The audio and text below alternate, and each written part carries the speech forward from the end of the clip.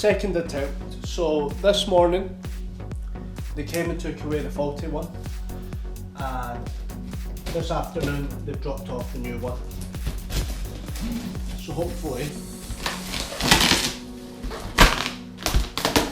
this one is not broken.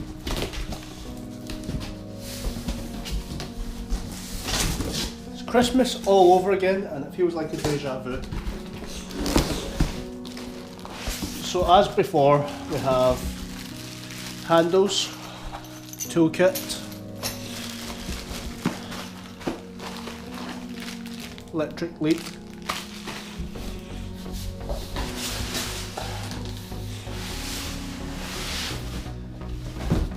can't see anything in this box, so hopefully no broken parts.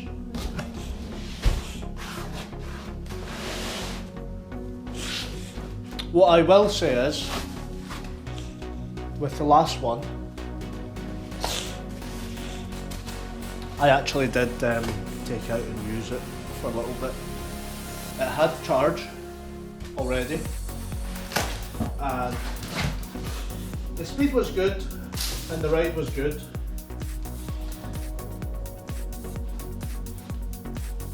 Pretty happy at this.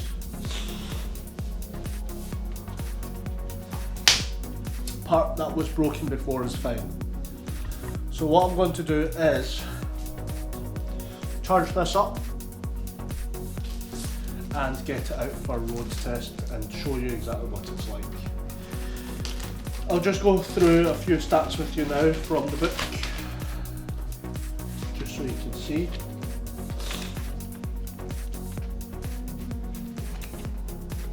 Swatch over.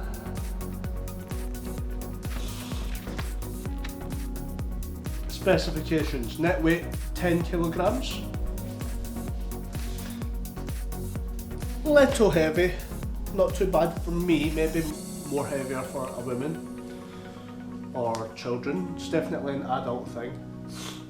Maximum load is 100 kilograms. I weigh about 72, Mrs. is less, but you'd have to be fairly big to get to 100 kilos. Maximum speed limit 14 miles an hour, which is more than enough. I had this on top gear going down the street, it felt fine. Range is 9 miles in one battery charge, so depending on where you're going, 9 miles I'd say is more than enough. For the park, into the city, I stayed just near the city, so it's a short journey. Maximum climbing limit 15 degrees. Now I'm not going to measure a road, but I'd like to think it can tackle some hills. Obviously if you're lighter it's better, and if you're heavier then it might struggle more as well.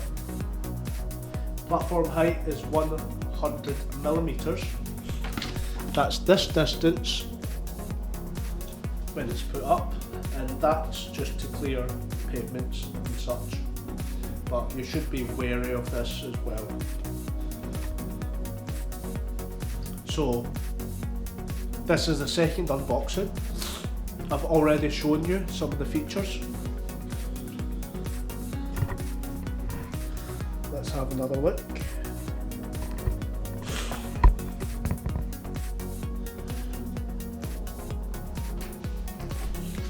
Grip tape, there's a rear light, front light, not put it together yet, and the motor.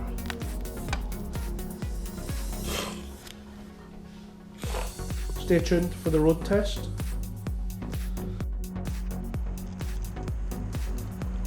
Right, so here we are for the test run review.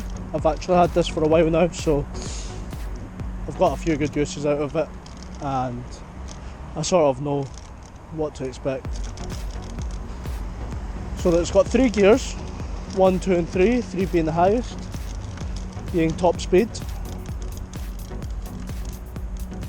which I use most of the time, but if I'm just zooming about inside the park I'll put it down to 2nd gear. It's pretty quick. The quoted speed is 14 kilometers an hour. and the range being 9. So I took this all the way across town. So real world figures, we were not going to get anywhere close to 9 miles. That is best case scenario, so flat land and a low weight. I weigh around 70 kilograms, so that's 100 per capacity, 70% of the load, so I'd expect 30% remaining. And then we were going up hills, stop starts through the city. I think the range I could have got was about 3 miles. So don't expect to get 9 miles out of it. Just looking at this, I had 1 bar left, which is out of 5 bars, 20%. So 20% remaining out of a range that's 9 miles, call it 10 miles. 2 miles left. It's not the best, but if you're just playing around, that's all you need. You only need a few miles. Just keep an eye on this gauge. I was using brake energy regeneration on the red brake whenever I stopped, but there was a lot of stop-start. Only criticism I'd make, there's slight rattling coming from underneath. I've not figured out what it is yet. I've checked some places, but it's still happening. It's coming from the deck, I think. But yeah, all in all, it's a good scooter for playing about. Maybe not a long distance commute, but if you were to get one of these, you would be close to the city anyway. I know I am, so that's all I need. The deck is a nice height. It's very grippy. It's big enough for my 2 feet. Controls are easy to use, and you can set up some settings like cruise control, etc. But yep, definitely recommend it. Give it a try. It's nice and cheap. It's an entry-level electric scooter. I was looking at a £400 one, but this one at £179 is plenty for now. If I do want another one, then I probably won't, but if I do, then I could. Thanks for watching. Subscribe.